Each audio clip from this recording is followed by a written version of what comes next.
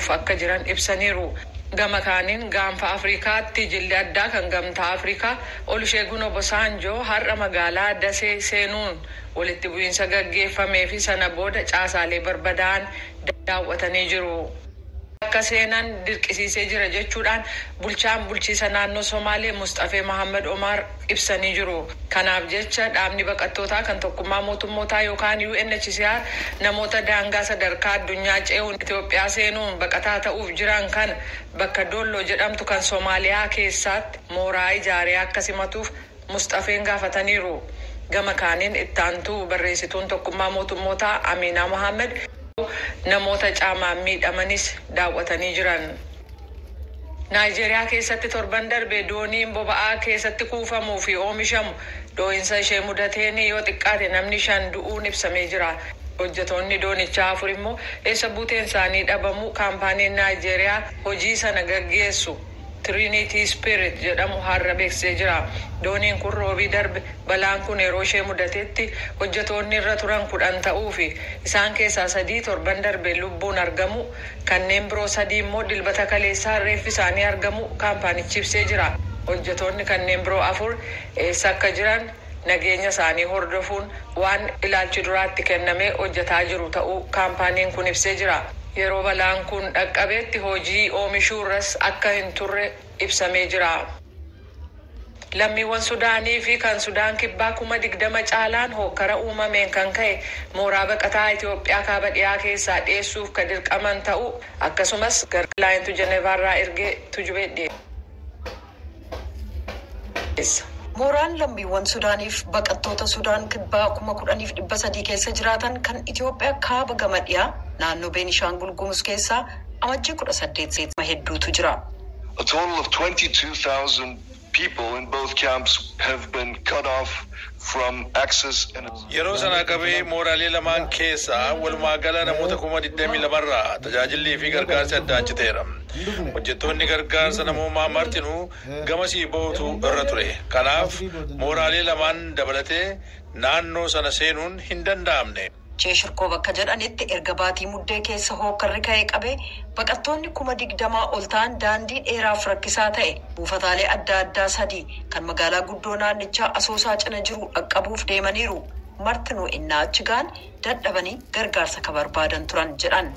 UNHCR, the UN Refugee Agency, and partners are rushing life-saving aid to more than 20,000 refugees. UNHCR is working with Ethiopia. Jaarmiyaan baqattoota UNHCR fi michoonni isaa baqattoota 20,000 ol ta'aniif gargaarsa lubbuu oolchuu ittiin ga'uudhaaf hojjetaa jiran. Baqattoota qe'ee isaaniirraa buqqa'aniif nyaata ho'aa, bishaan qulqulluu fi kunuunsa fayyaa dabalatee gargaarsa yeroo tattamaa dhiyeessuuf hojjetaa jira. Cheeshirkoo bakka jedhanitti aangawoonni mooraa namoota 20,000 ol baachuu danda'u haaraa tolchaa jiran. UNHCR qubsuma bakka bishaan itti kuufamuuf manneen fincaanii dabalatee tajaajilawwan bu'uuraa gadhaabuuf hojjetaa jira jedhan. Kan dhaggeeffataa jirtan sagalee Ameerikaa sagantaa afaan Oromooti. Daangaa Raashaa fi Ukireen irratti sodaa uumame marii har'a qobaatti Moskoo fi Waashingtan keessatti gaggeeffamuuf ajandaa duraa ta'uuf jira.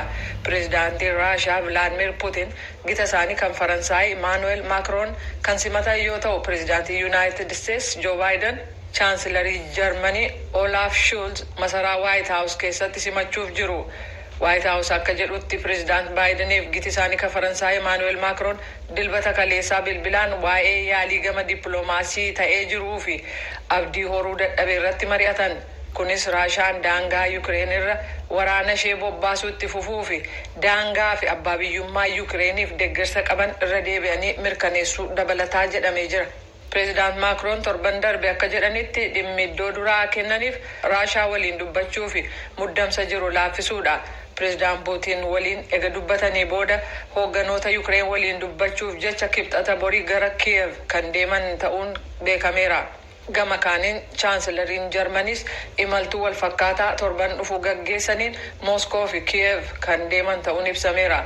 Raashaan weerara Ukireen irratti gaggeessitu yoomiyyuu jalqabamuu akka malu Ameerikaa, Hindii, Jaapaanii fi United States ta'uun beekamee jira. Bilinkan muummicha ministeera Awustiraaliyaa fi ministeera haajaa alaa biyyattii waliin akka dubbachuuf jiran akkasumas muummicha ministeeraa Hindii fi aangawoota gameeyyii kabiroo biyyattii waliin waa'ee hariiroo walii isaanii gidduu akkasumas kan sadarkaa addunyaa irratti iddoo duraa qabatan irratti dubbachuuf ka jiran ta'uu ibsi ministeeriin dantaa alaa United States jimaata darbe baase beeksiseera. Kuubaan uggura dinagdee United States jala eega seentee wiixataarraa waggaa 60 yeroo guutteetti biyyattiin akkaan kan miidhamte ta'uu fi uggurri kun kaafamuufis mallattoon agarsiisu hin jiru jedhameera.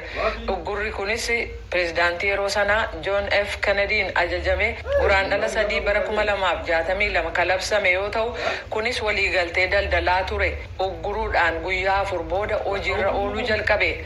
Ajaja kana kennuun keenya jedhan Kennedyin mootummaan kooministii Kuubaa aangoo qabu gargaaramuun sodaa uume hanqisuufi jedhanii turan.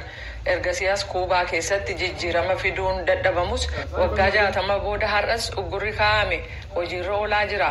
Kuubaan waggootii darban 30 rakkoo dinagdee hamaa keessa jirti. Oduun har'aaf qabnu kanuma.